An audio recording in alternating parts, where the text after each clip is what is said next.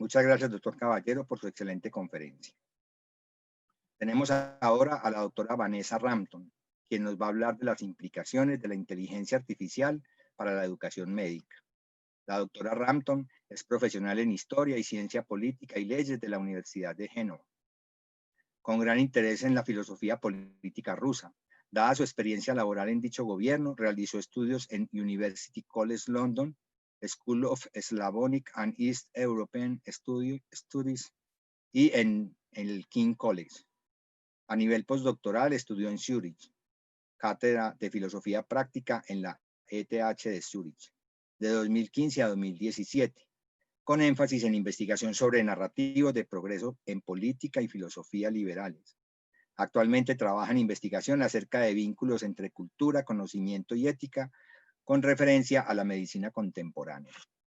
Nadie mejor que ella para hablarnos e ilustrarnos sobre un tema revolucionario y actual en la educación médica: la formación médica por medio de la inteligencia artificial. Nuestros países latinoamericanos han ido entrando tímidamente y poco a poco, más por limitaciones económicas que mentales, a introducir la inteligencia artificial como parte constitutiva de la educación médica.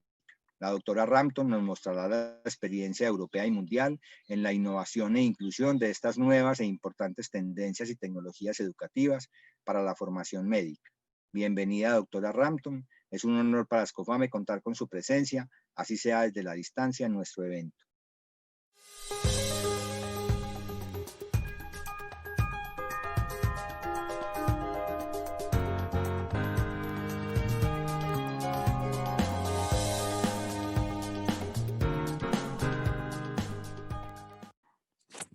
My name is Vanessa Rampton, and thank you very much for your invitation to present at your conference and to talk about some of my experience and my thoughts related to artificial intelligence and medical education. I'm now in Canada. I work at the Faculty of Medicine of McGill University in Montreal, but my background is in philosophy and the history of ideas. And I've been working on this topic of AI and medical education for some time now, combining my own more philosophical perspective with the perspectives of actors, so of patients, physicians, sometimes engineers in healthcare technologies. And my interest in this topic is linked to a kind of a broader research agenda and project of mine, which I'll talk about a little bit today.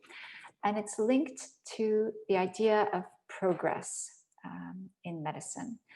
So some questions that I'm working on and that are of interest to me are questions like, how do we think of the progress that medicine of today has made as opposed to how things were in history, and where do we go from here? How do we think of the progress that medicine can make and should make in the future? So when we think, what is medical progress? How do we understand it today? Very quickly, we come to the topic of the digital transformation, which is having a huge impact on healthcare and on medicine. And for me, artificial intelligence, AI, is kind of one specific example of this. So it's symbolizing our hopes about our hopes for progress in medicine, and also the fact that AI-driven systems or intelligent machines can kind of take over tasks and even skills that were previously held by physicians, by doctors.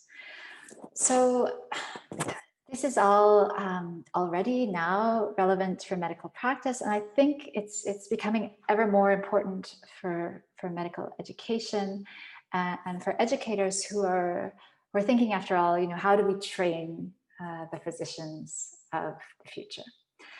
So before I get into the specifics, I want to first talk about this kind of conceptual framework that is like, yeah, providing the outline of the kind of the work that I do. So what I might call the first piece or pillar of this framework is something very fundamental. And it's a set of ideas about human beings and persons. So I believe that as persons, we share some essential characteristics. One of these is that we are, for example, very dependent on others. We're dependent on other people and our relationships with them for our well-being. We're also dependent on our natural environment. It enables us to live well. The second conceptual element that I want to present here is the idea of health. So health is, for one, very linked to the idea of personal identity and who we are. Our level of health affects our well-being and our ability to flourish. You can also think of many cases in which being healthy is something like a precondition for something else, for being free, for example. And then the third aspect or conceptual pillar is the idea of progress. So I think as human beings, we aspire to a level of health that allows us to live well. And the idea of progress asks, well, how do we do this? You know, what should we do to achieve health for individuals, okay, but also for a group, for a society as a whole?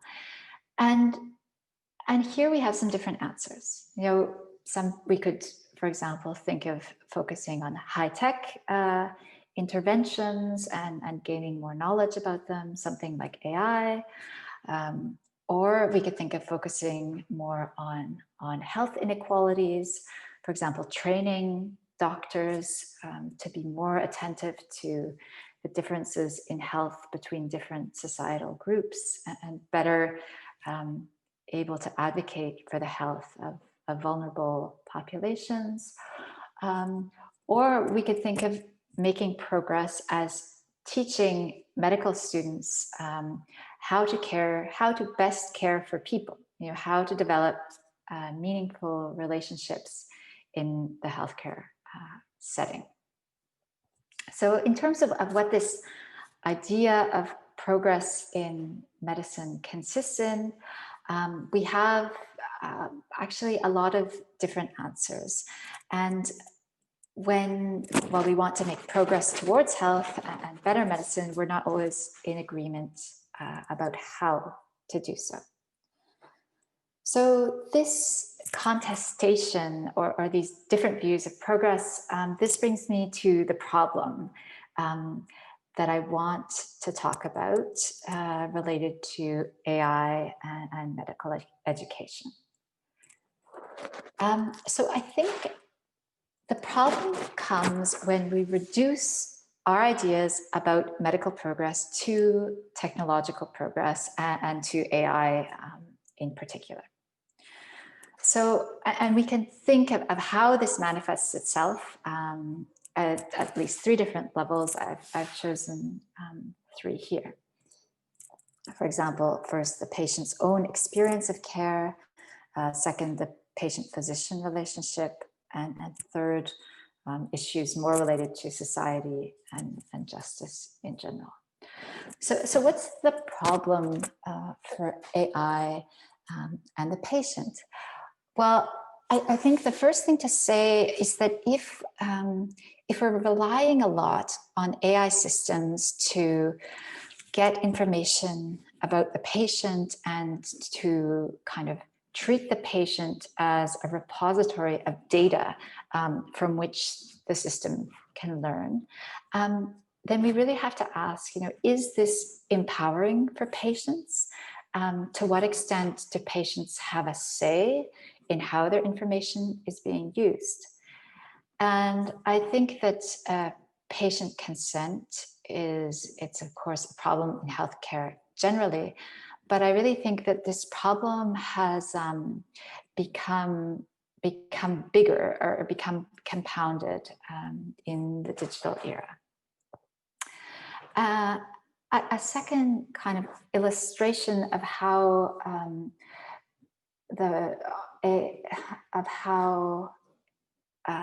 AI is related to this problem of human interactions concerns the physician-patient relationship. I think the use of AI in the clinical encounter is reconfiguring this relationship and in ways that we can't always anticipate. So we see this in terms of, for example, the attention a doctor pays to the computer screen when they're doing a consultation, as opposed to the time they might spend talking directly to the patient. And we can also see this in terms of patients' own expectations. And finally, in terms of what AI in health and in medicine can mean for society and for questions of justice, we tend to live in fairly stratified societies where there is a big difference between the health outcomes of different groups and also the healthcare that these groups receive. And there are a lot of open questions as to who it is who will benefit from intelligent machines. You know, for example, will it be only rich people who are able to afford an expensive robot that will provide them with this high standard of care? Or conversely, will it be the rich people that are able to hire a human to give them care, and kind of everybody else gets a robot? So I think these are all facets of the same problem, that AI has a lot of potential to help make progress in medicine, but it does not address all the aspects of human health. And this is also because health is something that depends on individual experience. You know, the perspective of an outsider, like a healthcare provider, as to what health is for an individual is not the same as for the patient who is themselves sick. So what changes now in the COVID era? I think this particular problem I'm talking about, how to find the good balance between humans and AI technologies in medicine has been aggravated. I think, first of all, we notice a change in speed. You know, the speed at which new health AI technologies are being developed and being implemented, being used by physicians, by patients, being referenced by educators, this speed has increased a lot. And while we're trying and developing a bunch of new techniques, we're kind of struggling to deal appropriately with the uncertainty that these techniques bring with them. And this is because they're not elaborated according to our traditional kind of gradual knowledge accumulation processes. And the second change we notice is the kind of the predominance of the machine. I think the balance has really tipped in favor of machines. I think the main reason for this is very simple, that human beings infect one another, and mediating their actions through technology is just a simple and necessary way to reduce infections. So in addition to Zoom or to telemedicine encounters, robots are simply less likely to act as kind of vectors of disease than humans are. So in terms of what happens in medical education here in Montreal. For example, in the early days of the health crisis back in March, all medical students were taken out of hospitals, out of apprenticeship programs, and then their training from that point was proceeded exclusively online. There was no more person-to-person interaction. And it's only now, 8 months later, that some students have started to have in-person training in some fields, for example, in obstetrics and gynecology.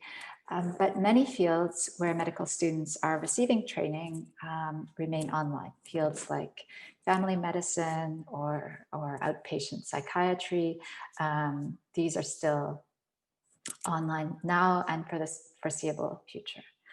So on the positive side, what you can say is that medical education has adapted. I think it really has made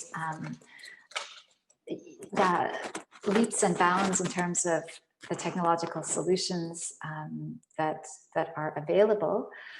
Someone here in Montreal told me, a professor, if it hadn't been for the pandemic, they said, we really wouldn't have felt the same urgency to develop the virtual solutions and assistive technologies that we did.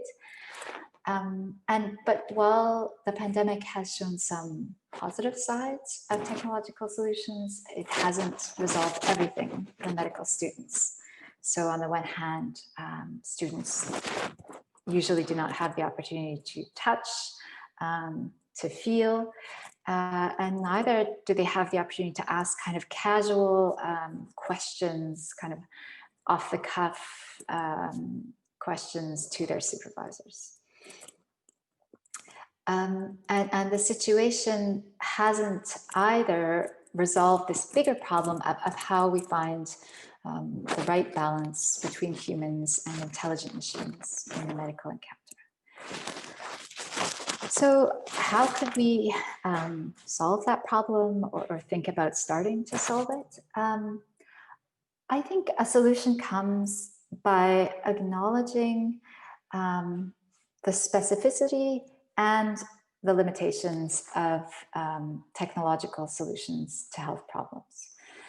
So I think in practice, this would mean that physicians could accept a really fundamental change in their professional identity and in their education. So it would require them to become more familiar with the tools from engineering, from information sciences, to better understand data and understand what AI systems are doing with this data and what they are not doing. So that's kind of the specificity, but the limitations, like acknowledging the limitations of technology, involves thinking about the fact that there are different ideas of progress. Medical progress cannot be reduced only to technology, but there are these multiple dimensions to it, and we have to find a way to balance between them. In terms of message or take home, I think making sure that it's patients who benefit the most from the general surge of AI, health technologies, will really remain a key challenge in the years to come.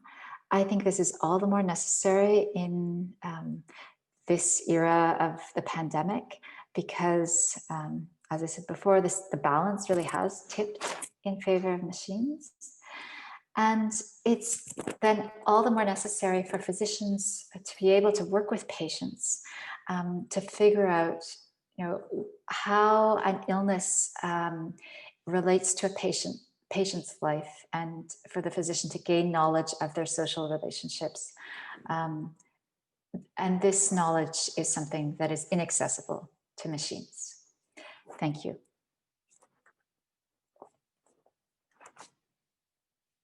So